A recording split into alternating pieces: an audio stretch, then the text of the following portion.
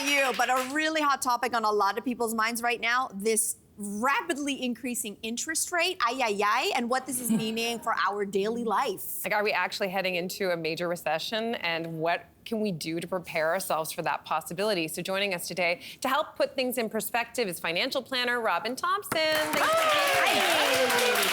Robyn, thanks for joining us today. And I'm going to start because I'm the idiot. Okay, so everybody uses money, but some of us don't really understand how it works. So can you explain on a basic level how a rise in interest rates will affect our daily expenses and what we do from day to day?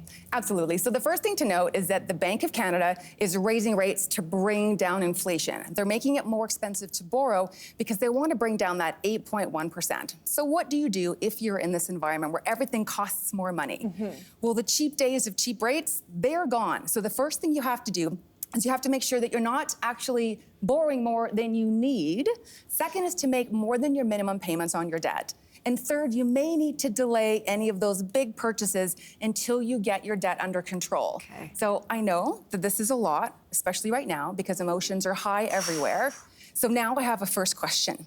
For us? For us. Oh, yeah. For everyone. So we have some paddles. Okay. Yes I didn't and know no. there'd be a quiz. Okay. I know, there's a quiz. Okay. We have some paddles. So, yes or no, do you think that emotions play a role in your money decisions? Yes. Yeah. We have everybody that says yes. Actually, we have one no. So we are all... That's the smartest person in the room.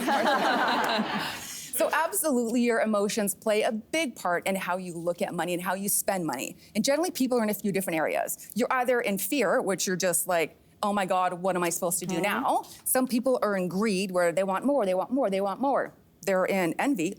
What's over there? The house, the shoes, the envy, the Joneses, which is never a great place to be. No. And then finally, some people are in the generosity. They take care of more people than themselves, and they get into a place where they're overextending themselves. So just start to look at what kind of money relationship do you have? And then you have some power to take back some control.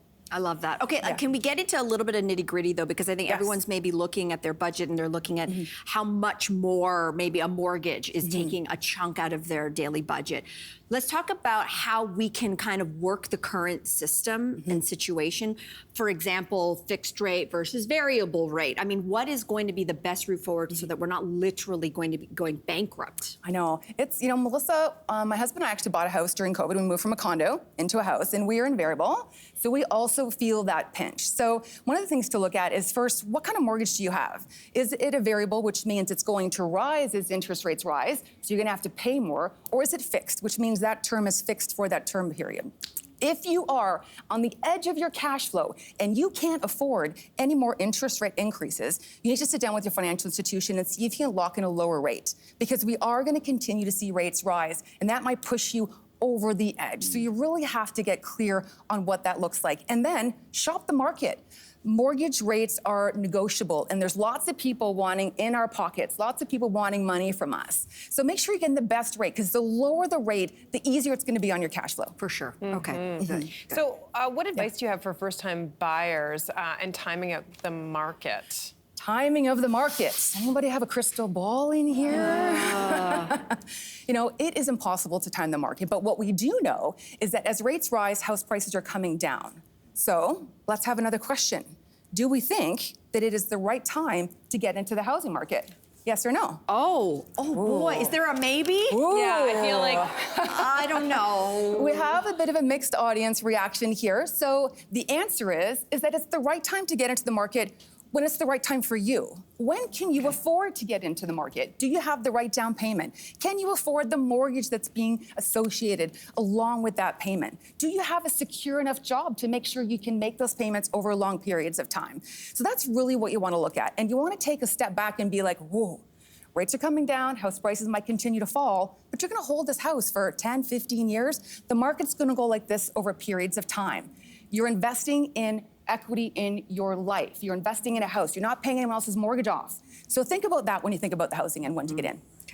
Okay, so let's talk about that R word. Yes. That Cynthia mentioned at the beginning. Recession. Yes. How can we take the fear out of it? I mean, you say that word and people panic, right? I know. The R word, it is like panic, because that's how we feel, right? So I think one of the things that you think about with recession is that a recession happens when the economy slows down. So we have established the economy slowing down. one more question. Do we think it's slowing down enough to put us into a recession? Oh boy, that's a trick question Ooh, too. if we had a question mark paddle, that probably would have won this one because we have a lot of them, right? So the answer is that there is no 100% way to tell if we're going into a recession, but it is part of the normal economic cycle. It doesn't last forever. 8 to 11 months is what a recession usually lasts. And in Canada, we've always come out stronger with stronger job market, stronger stock market, stronger economy in this country. Okay. So, the light's ahead of the tunnel. But in fairness, recession, people think job loss, right? That's the first thing that people think about when they think about a recession. And money is really important to how we pay our bills, right? So the first thing you want to do with that is you want to look at your job and say, okay, so what can I do to make sure that I'm employable if I do go into a place where I lose my job?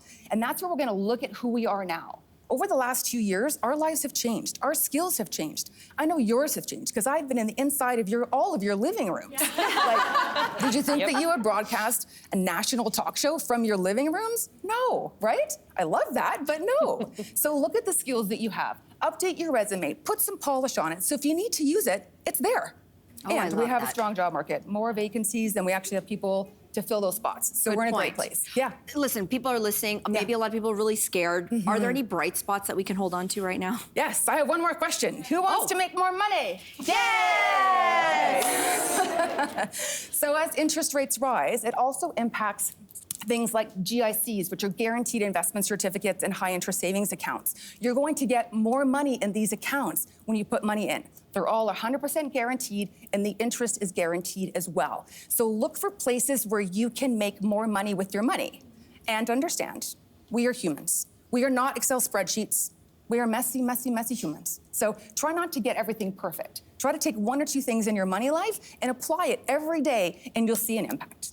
Love that. Well, listen, Robyn, just the message we need right now, because I felt like I was getting sucked into a big old hole right there. But there's some bright spots to hold on to. There are bright spots, Thank always. you so much. Oh, you're welcome. So good to be here. Hey there, and thanks for sticking around. Wasn't that just fantastic? You know where you can get some more all-around great content? Our YouTube page. It's filled with all the laughs and thought-provoking chats you could ask for. So do yourself a favor, like and subscribe now.